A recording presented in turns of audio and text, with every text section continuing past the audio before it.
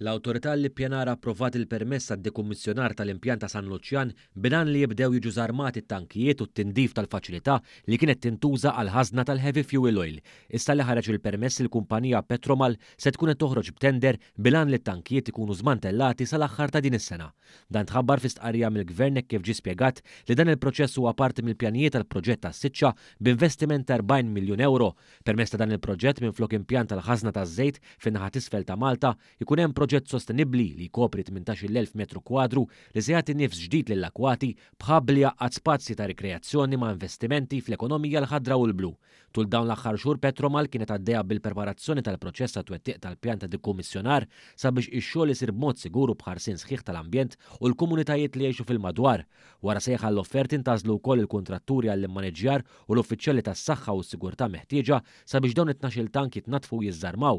Wara saru studji tekniċi u ambjentali tal-art sabiex ikun analizzat x'tip ta' dekontaminazzjoni meħtieġa. Sa dan it-tant inħarġet ukoll is-sejħa l-offerti biex jitnatfu t-tankijiet minn waste oils u ħama, wara mbagħad ikun jista' jingħata bidwa tneħħija tat-tankijiet u infrastruttura anċillari. Dan ix-xogħol kollu se jkun qed isir skont il-permessi ambjentali meħtieġa.